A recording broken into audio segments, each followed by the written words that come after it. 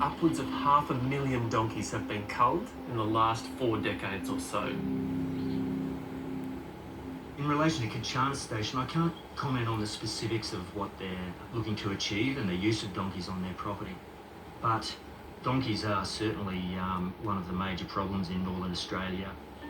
They can carry weeds, and they do have the tendency to change soil structure by removing the native grasses, and in some cases they will create erosion on the banks or actually get into the water and increase turbidity.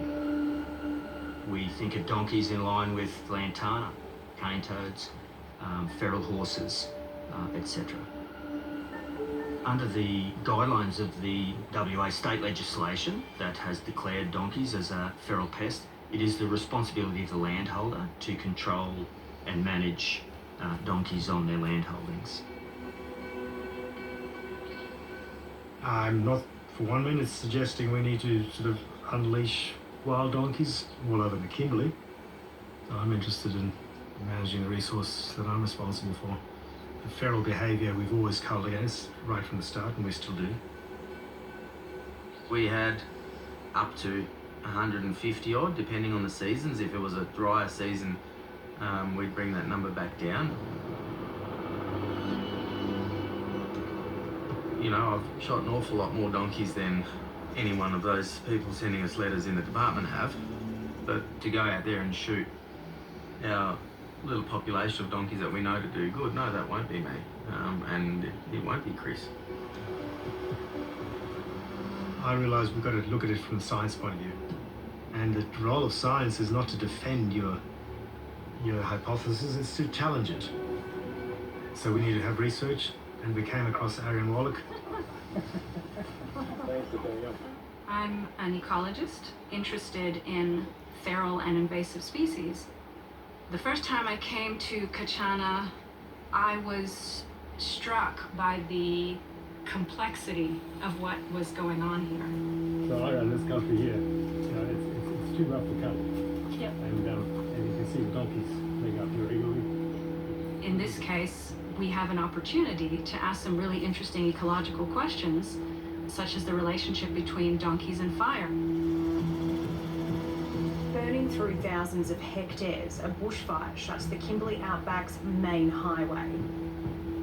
Fire is an extraordinary problem in the Kimberley. Everybody agrees. We have to prevent wildfire. Yeah, so then this is this year's prime dust bath. One of the interesting things that donkeys do is dig dust baths. They'll rub around in the soil until it becomes powdery and soft.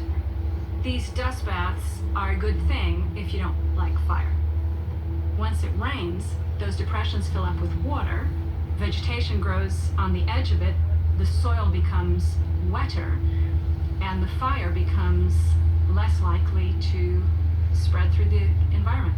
I'll use those late in the year as a fire. I can backburn off one of these pads. Donkeys can cut down fires in ways that cows cannot, because they can eat dry, senescent vegetation, the most flammable vegetation.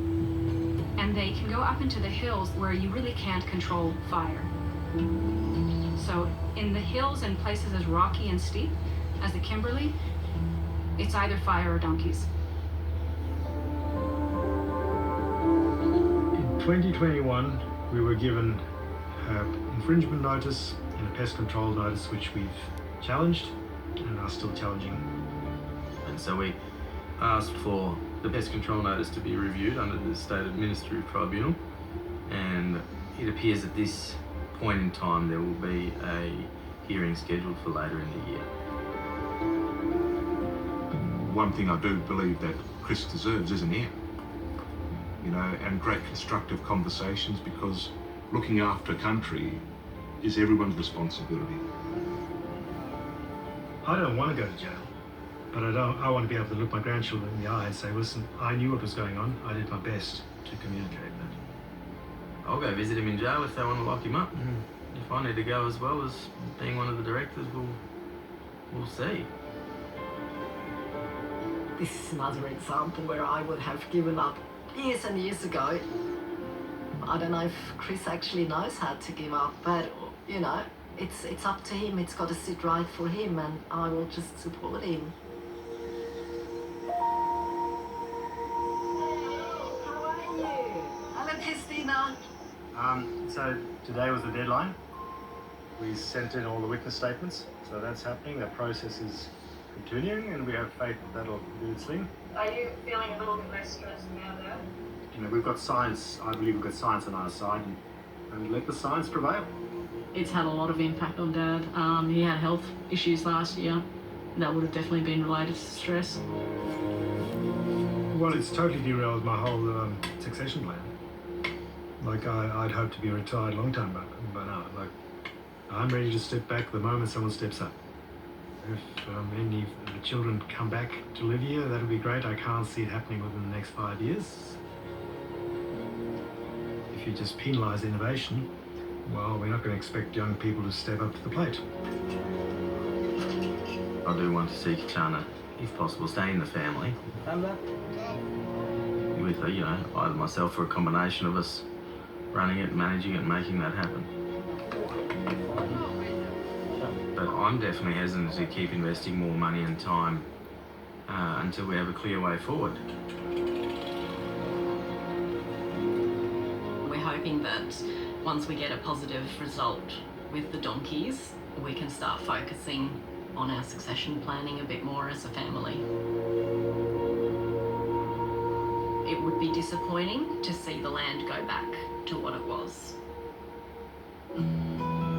As a family, you're going without a lot of the day-to-day conveniences which most people come to take for granted. What has that done for you, and what do you think it's doing for your kids? I actually think it's very good for the children and also for us. You learn to communicate because you can't run away from each other. You just have to, you know, sort your problems out. I think the love story is stronger, much stronger.